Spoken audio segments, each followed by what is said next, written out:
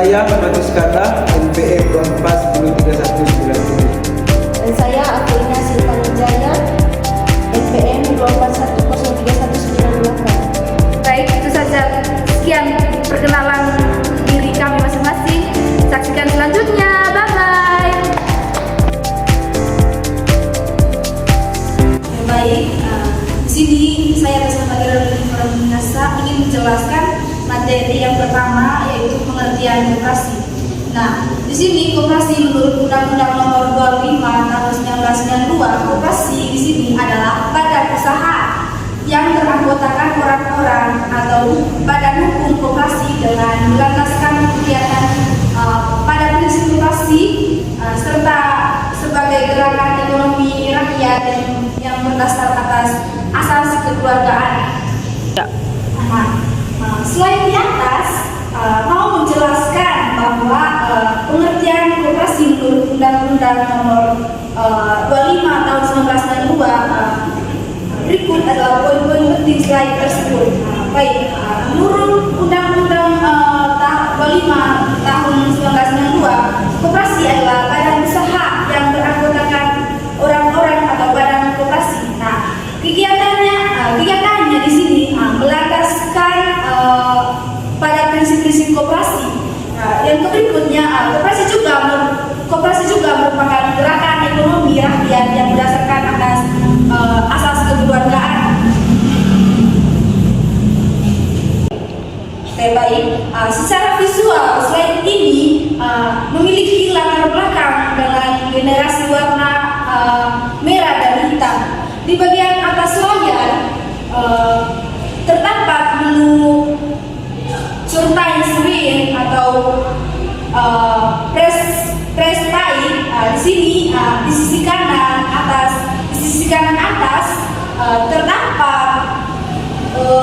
terdapat pengaturan suara dan durasi slide. Baik, pada slide kedua, sejarah koperasi di Indonesia. Bermula dari terjadinya evolusi Inggris yang mengakibatkan banyak orang yang kehilangan pekerjaannya akibat banyak ditemukan mesin-mesin baru. Nah, yang kedua, untuk mengurangi beban kehidupan karena beratnya kebutuhan sehari-hari, maka beberapa orang di Indonesia berusaha untuk membuat usaha untuk kepentingan bersama. Baik,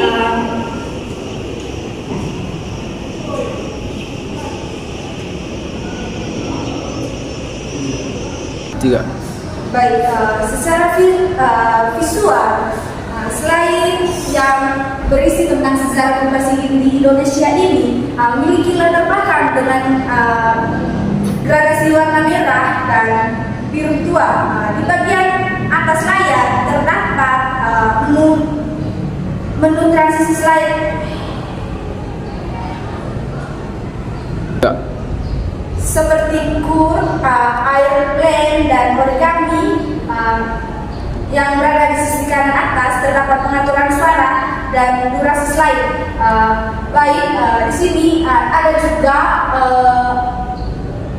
fungsi dan tujuan koperasi. Di sini yang pertama, tujuan koperasi. Nah, di sini tujuan pertama koperasi meningkatkan kesejahteraan anggota masyarakat. Nah, tanpa koperasi masyarakat di Indonesia, khususnya di Indonesia, akan terjadinya kesusahan dalam mendapatkan hal dalam keuangan, sehingga mereka dapat susah untuk mendapatkan informasi-informasi yang mengenai keuangan. Nah, yang kedua, mendorong pertumbuhan ekonomi nasional berbasis rakyat. Nah, di sini koperasi juga dapat mendorong masyarakat untuk mudah dalam memenuhi kebutuhan ekonomi mereka. Baik, yang berikut ada di sini fungsi koperasi. Nah, yang pertama, fungsi koperasi di sini menyediakan barang dan jasa bagi anggota. Yang kedua, meningkatkan daya beli dan pendapatan anggota. Yang ketiga, menumbuhkan semangat kerjasama atau solidaritas ekonomi. Nah, di sini maksudnya di sini kita harus seorang produsen harus menyediakan barang-barang atau jasa supaya konsumen bisa memenuhi dan membeli produk mereka, sehingga konsumen bisa memenuhi kebutuhan pokok mereka. Yang kedua, meningkatkan daya beli dan pendapatan anggota. Di sini meningkatkan daya beli. Adapun fungsi yang kedua, meningkatkan daya beli dan pendapatan anggota. Yang ketiga, menumbuhkan semangat kerjasama dan solidaritas ekonomi. Dalam kegiatan ekonomi perlu adanya solidaritas terhadap manusia antar kegiatan ekonomi tersebut.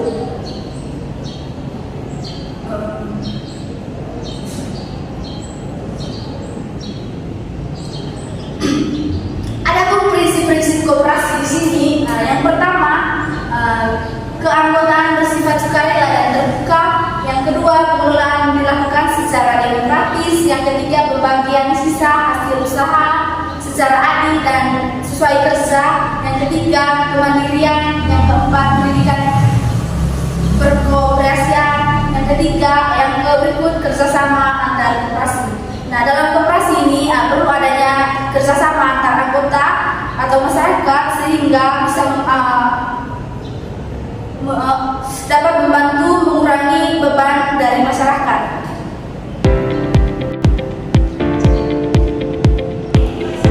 Dan yang berikut jenis-jenis koperasi. Di sini yang pertama itu koperasi konsumen, yaitu kegiatannya adalah menjual barang-barang kebutuhan sehari-hari kepada anggota dengan harga yang lebih murah atau pajak. Contohnya adalah koperasi sekolah yang menjual alat tulis kepada siswa. Dan yang kedua itu koperasi produsen. Di sini membantu produksi dan pemasaran. Kegiatan ini membantu anggota dalam memproduksi dan memasarkan hasil produksinya. Contohnya koperasi petani, dia membantu menjual hasil panen. Dan yang berikut koperasi simpan pinjam, yaitu menyediakan layanan keuangan bagi anggota. Yaitu menyediakan layanan keuangan bagi anggota. Dan yang berikut koperasi jasa, yaitu menyediakan layanan seperti transportasi dan asuransi. Dan yang berikut koperasi serba usaha atau hasil memiliki lebih dari satu bidang usaha. Dan yang berikut adalah peran koperasi dalam perekonomian. Yang pertama, mendorong pemerataan pendapatan, dan yang kedua, meningkatkan daya saing ekonomi rakyat, dan yang ketiga itu menyediakan lapangan kerja, dan yang keempat membangun solidaritas sosial dan gotong royong.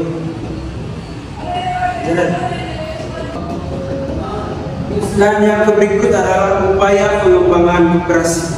Yang pertama itu pendidikan dan pelatihan dan perkoperasian, yaitu untuk meningkatkan kualitas SDM pengurus dari anggota koperasi, yaitu tujuannya agar koperasi lebih profesional dan mampu bersaing. Dan yang kedua adalah digitalisasi sistem keuangan koperasi, yaitu koperasi mendorong memakai sistem keuangan berbasis teknologi. Dan contohnya koperasi simpan pinjam memakai aplikasi untuk mencatat tabungan dari pinjaman.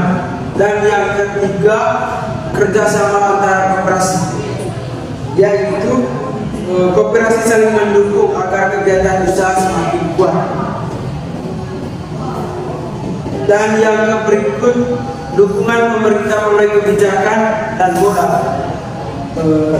Pemerintah memberikan peraturan yang mendukung perkembangan koperasi. Tujuannya yaitu koperasi menjadi penggerak ekonomi nasional, terutama UMKM. Kesimpulannya bahwa koperasi dapat disimpulkan bahwa organisasi ekonomi yang beranggotakan orang-orang atau badan hukum yang bekerja sama secara sukarela untuk memenuhi kebutuhan bersama di bidang ekonomi, sosial, dan budaya. Koperasi berlandaskan asas kekeluargaan dan gotong royong dengan tujuan utama meningkatkan kesejahteraan anggota serta masyarakat, bukan mencari keuntungan semata.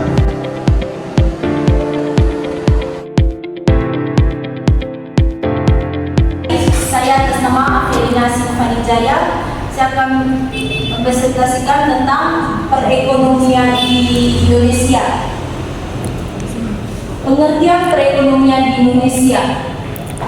Perekonomian Indonesia adalah sistem kegiatan ekonomi yang dijalankan oleh seluruh masyarakat dan pemerintah untuk memenuhi kebutuhan hidup rakyat secara adil dan merata. Sistem ekonomi yang mengatur kegiatan produksi dan distribusi dan konsumsi barang serta jasa di seluruh wilayah Indonesia. Baik, sistem ini mengacu pada ekonomi Pancasila yang merupakan perpaduan antara prinsip-prinsip ekonomi pasar dengan nilai-nilai ekonomi Pancasila seperti baik, sistem ini mengacu pada ekonomi Pancasila yang merupakan perpaduan antara prinsip-prinsip ekonomi pasar dengan nilai-nilai ekonomi Pancasila seperti kebersamaan, kekeluargaan, dan keadilan sosial. Indonesia menganut sistem ekonomi campuran yang dimana peran pemerintah dan swasta saling melengkapi. Pemerintah berperan dalam mengendalikan sektor-sektor strategis dan hajat hidup orang banyak, sementara swasta didorong untuk berinovasi dan meningkatkan efisiensi nominal sekitar 1,54 triliun pada tahun 2024. Indonesia menduduki peringkat ke-16 ekonomi terbesar di dunia dengan sektor utama meliputi pertanian, industri, dan manufaktur dan jasa. Contoh perekonomian di Indonesia yaitu perusahaan-perusahaan yang ada di Indonesia seperti Unilever atau Astra merupakan bagian dari sektor swasta yang berkontribusi pada pertumbuhan ekonomi. Sementara BUMN seperti Pertamina atau PLN mewakili pemerintah dalam menguasai sektor strategis.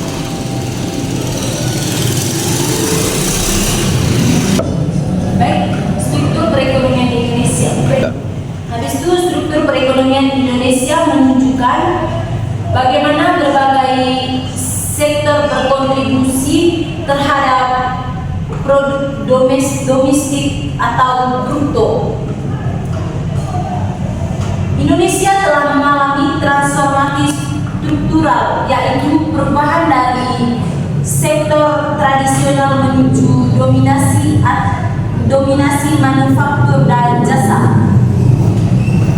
Sektor utamanya pada tahun 2011 sektor industri, pengolahan, pertanian, dan perdagangan memberikan kontribusi lebih dari 50% pada PDB. Yang kedua, industri pengolahan. Ini mencakup manufaktur seperti makanan dan minuman, elektronik dan otomotif. Sektor ini didorong oleh Kementerian dan Perindustrian, termasuk pengembangan industri kreatif yang menjadi pilar penting dalam menciptakan lapangan kerja dan inovasi. Yang berikut, pertanian. Meskipun kontribusi secara persentase atau PDB cenderung menurun seiring industrialisasi sektor pertanian atau tanah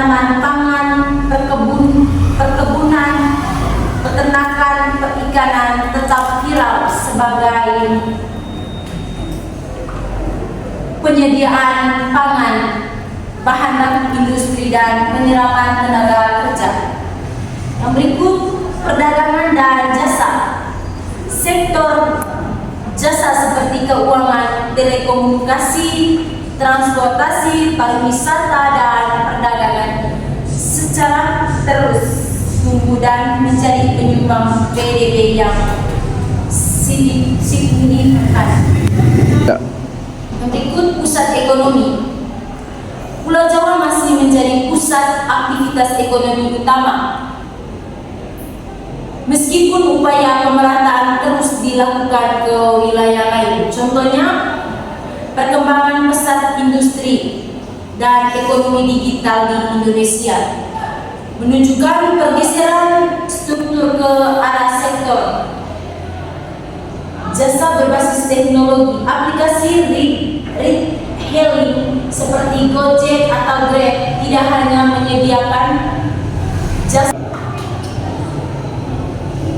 tidak hanya menyediakan jasa transportasi, tetapi juga makanan, logistik, dan layanan keuangan digital, menciptakan ekosistem ekonomi baru.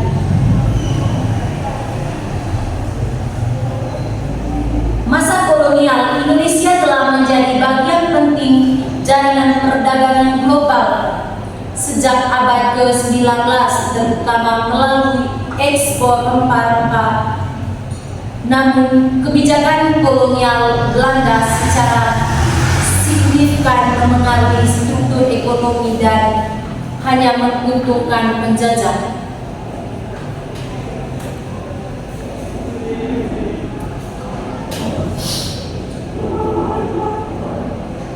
Yang berikut slide kedua.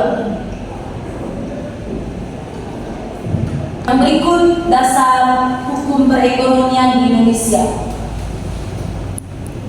Dalam Undang-Undang 1945, Pasal 33 perekonomian disusun sebagai usaha bersama berdasar atas asas kekeluargaan. Negara menguasai cabang-cabang produksi yang penting bagi negara dan yang menguasai hajat hidup orang banyak. Dasar hukum utama perekonomian Indonesia tertuang dalam Undang-Undang Dasar Negara tersebut, khususnya pada pasal 33 adalah fondasi konstitusional. Pasal 33 ayat 1 menyatakan perekonomian disusun sebagai usaha bersama berdasar atas asas kekeluargaan yang menekankan prinsip gotong royong dan kebersamaan. Pada ayat kedua menambahkan cabang-cabang produksi yang penting bagi negara dan yang menguasai hajat hidup rakyat dikuasai oleh negara. Sementara ayat ketiga menegaskan bumi dan air dan kekayaan alam yang terkandung di dalamnya dikuasai oleh negara dan dipergunakan untuk sebesar-besar kemakmuran. Pada ayat keempat melengkapi dengan perekonomian ekonomi dengan prinsip kebersamaan, efisiensi yang adil, berkelanjutan, berwawasan lingkungan, keadilan, dan kepribadian bangsa. Pancasila sebagai dasar negara juga menjadi landasan ideal di mana 5 sila keadilan sosial membentuk nilai-nilai ekonomi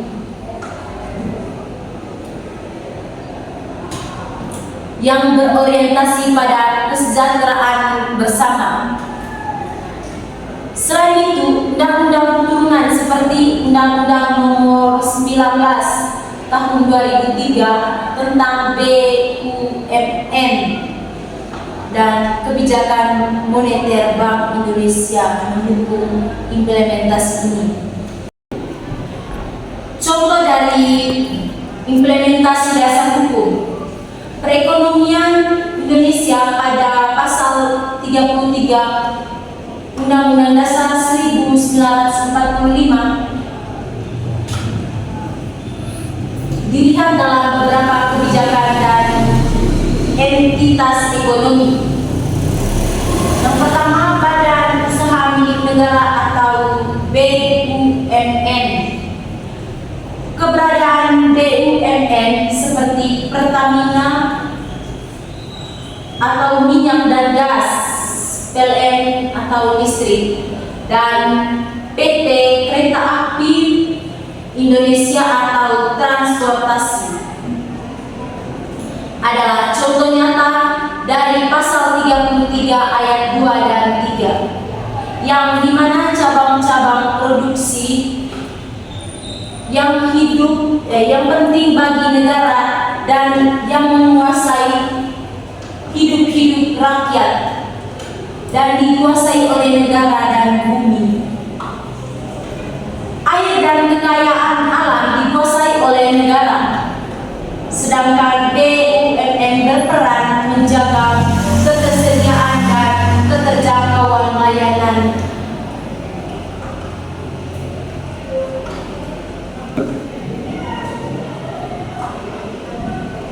Layanan publik serta mengelola sumber daya strategi untuk kemakmuran rakyat.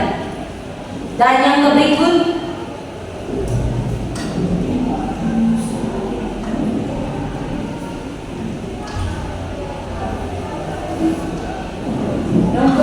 ciri-ciri dan tujuan ekonomi.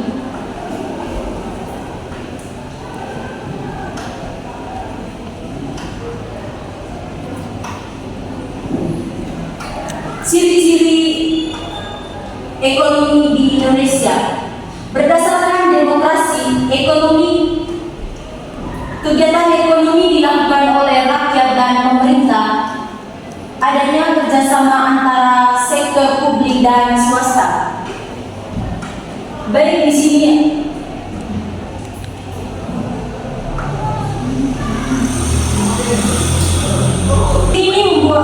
ciri ini membuat perekonomian Indonesia adaptif terhadap tantangan seperti pandemi atau perubahan iklim, meski masih menghadapi kesenjangan regional.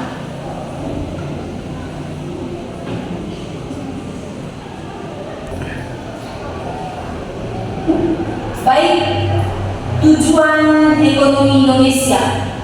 Tujuannya adalah meningkatkan kesejahteraan rakyat, mengurangi kesenjangan sosial, mewujudkan keadilan sosial bagi seluruh rakyat Indonesia. Tujuan utama perekonomian Indonesia adalah mewujudkan kesejahteraan umum yang merata sesuai amanat Undang-Undang Dasar 1945 dengan fokus pada keadilan sosial bagi seluruh rakyat Indonesia. Baik contohnya itu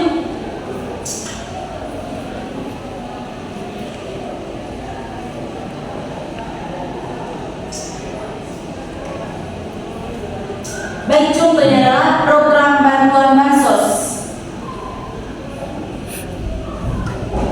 seperti program keluarga atau PKH, bertujuan langsung untuk mengurangi kemiskinan dan meningkatkan kesejahteraan keluarga atau prasejahtera. Proyek pembangunan ibu kota negara atau IKN Nusantara merupakan upaya pemerintah dalam pemerataan pembangunan dan pertumbuhan ekonomi di luar Jawa, sekaligus menciptakan ekonomi baru. 3. Habis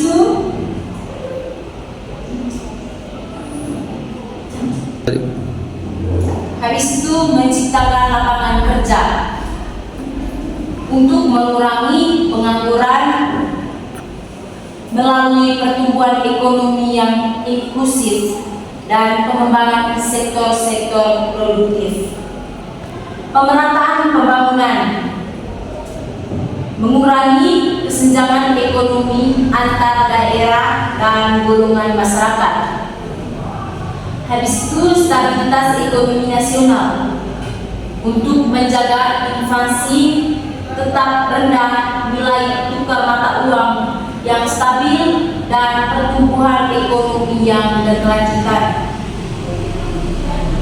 Habis itu pemanfaatan sumber daya yang berkelanjutan untuk mengelola sumber daya alam secara bijaksana untuk kepentingan generasi sekarang dan mendorong dengan memperhatikan aspek lingkungan. Baik, saya akan menjelaskan materi tentang tantangan perekonomian Indonesia. Yang pertama, kesenjangan sosial dan ekonomi. Kesenjangan sosial dan ekonomi adalah perbedaan besar antara orang-orang dalam hal kekayaan, pendidikan, dan kesempatan hidup. Ini membuat sebagian orang hidup sangat nyaman, sementara yang lain kesulitan memenuhi kebutuhan dasar. Kesenjangan sosial adalah perbedaan dalam status dan kedudukan sosial antar kelompok masyarakat. Contohnya, ada orang yang dihormati karena kaya, sementara yang miskin sering diabaikan. Dan kesenjangan ekonomi adalah perbedaan dalam penghasilan, kekayaan, atau akses sumber daya ekonomi. Yang berikut, mengapa terjadinya kesenjangan?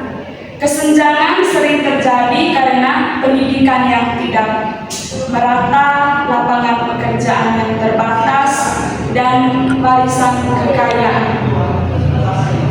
Dampak dari kesenjangan itu, kemiskinan meningkat, orang yang tertinggal makin sulit, dan ketidakkepuasan sosial.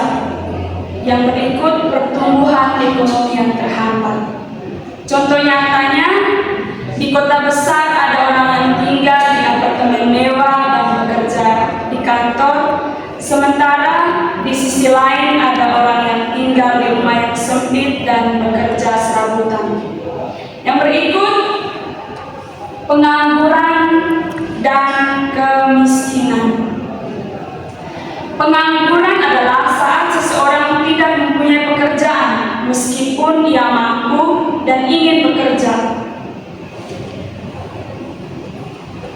Contohnya adalah seorang yang lulus SMA yang sudah melamar pekerjaan ke banyak tempat tapi belum diterima untuk bekerja.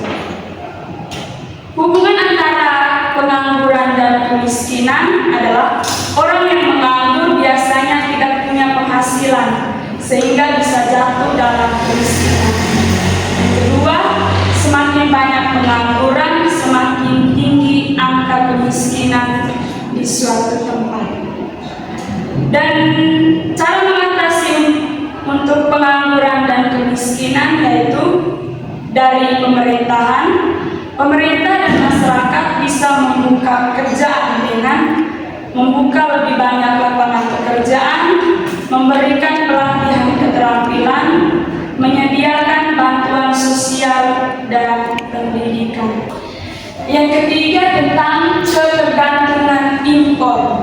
Ketergantungan impor berarti suatu negara terlalu banyak membeli barang dari luar negeri karena tidak bisa atau belum mampu memproduksinya sendiri. Akibatnya, negara jadi bergantung pada negara lain untuk memenuhi kebutuhan warga. Apa itu ketergantungan impor? Suatu negara terlalu sering mengimpor barang, bahkan untuk kebutuhan dasar. Artinya, negara tidak mandiri dan sangat bergantung pada negara lain. Dan dampak dari ketergantungan impor yaitu yang pertama, harga barang bisa naik jika negara pengirim menaikkan harga barang atau terjadi gangguan pengiriman. Yang kedua, industri lokal sulit berkembang karena kalah saing dengan produksi luar negeri yang lebih murah dan lebih canggih. Yang ketiga, ketahanan ekonomi lemah, terutama pada saat terjadinya krisis global atau konflik antar negara. Dan berikut solusi untuk mengurangi ketergantungan, yaitu satu, meningkatkan produksi dalam negeri seperti pertanian, industri, dan teknologi. Yang kedua, mendukung produk lokal. Masyarakat diajak membeli barang buatan dalam negeri. Yang ketiga, pelatihan dan pendidikan agar tenaga kerja lokal bisa membuat barang yang dibutuhkan. Yang keempat, tantangan perekonomian Indonesia yaitu korupsi dan ketidakmerataan pembangunan. Yang pertama, perlu kita ketahui apa itu korupsi. Korupsi adalah tindakan curang atau tidak jujur yang dilakukan oleh seseorang, biasanya seperti pejabat atau orang yang berpengaruh untuk mendapatkan keuntungan pribadi. Dampak dari korupsi yang pertama, uang negara yang seharusnya untuk rakyat malah dinikmati segelintir orang. Yang kedua, pelayanan publik jadi lebih buruk, misalnya akses jalan rusak dan rumah sakit yang tidak layak. Yang kedua, apa itu pemerataan pembangunan, yaitu tidak terjadinya karena pembangunan hanya fokus di kota besar atau di daerah tertentu, sementara di daerah lain tertinggal. Contohnya, Jakarta mempunyai jalan tol dan MRT, tapi banyak desa di Nusa Tenggara Timur belum mempunyai akses listrik atau air bersih. Penyebabnya adalah fokus pembangunannya hanya di pusat kota.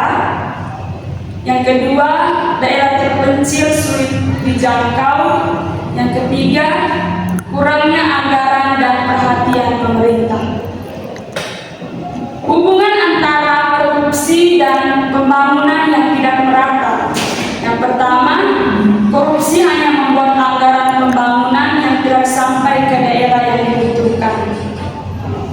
Yang kedua, akibatnya daerah miskin tetap tertinggal dan kesenjangan antar wilayah makin besar. Solusi yang bisa kita lakukan yaitu satu, pemberantasan korupsi, yaitu dengan hukum yang tegas, transportasi anggaran dan pengawasan masyarakat.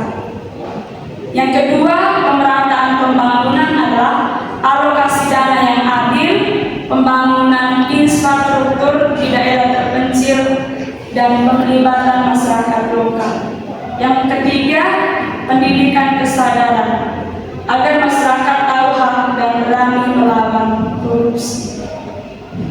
Nah, yang berikut kita lanjut tentang upaya peningkatan perekonomian Indonesia.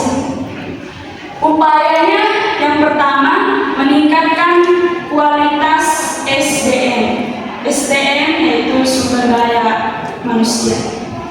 Untuk meningkatkan kualitas SDM yang pertama dengan cara pendidikan dan pelatihan, pengembangan keterampilan, pengalaman kerja, dan evaluasi kinerja dan umpan balik. Berikut, mengapa peningkatan kualitas SDM penting? Salah satunya untuk meningkatkan produktivitas. Yang kedua, meningkatkan kualitas produk dan meningkatkan daya saing perusahaan. Yang kedua, pemberdayaan UMKM dan koperasi. UMKM yaitu usaha mikro kecil dan menengah. Tujuan untuk memperdayakan UMKM adalah satu, meningkatkan kemampuan produksi dan daya saing. Yang kedua, meningkatkan kesejahteraan anggota dan masyarakat. Yang keempat, menciptakan lapangan pekerjaan. Kita juga perlu tahu tentang peran pemerintah dan pemberdayaan UMKM dan koperasi. Perannya yaitu yang pertama, regulasi atau membuat kebijakan yang mendukung pengembangan UMKM dan koperasi. Yang kedua, fasilitasi, yaitu menyediakan berbagai fasilitas dan program bantuan. Yang berikut tentang pembangunan infrastruktur. Pembangunan infrastruktur adalah proses pembangunan atau meningkatkan fasilitas dasar yang dibutuhkan suatu negara atau wilayah, seperti pembangunan jalan, pembangunan jembatan, pembangunan pelabuhan bandara, pembangkit listrik, jaringan komunikasi, dan sistem air bersih. Dan mengapa pembangunan infrastruktur itu penting? Karena yang pertama, mendukung pertumbuhan ekonomi, meningkatkan kualitas hidup, dan menciptakan lapangan pekerjaan. Yang berikut kita masuk di upaya yang terakhir, yaitu digitalisasi ekonomi. Digitalisasi ekonomi adalah proses mengubah cara kita untuk melakukan kegiatan ekonomi seperti jual beli, pembayaran, dan produksi. Mengapa digitalisasi ekonomi itu penting? Untuk mempermudahkan kita memperedarkan barang, misalnya barang-barang yang ingin kita jual. Yang berikut tantangan tentang digitalisasi ekonomi di Indonesia. Yang pertama,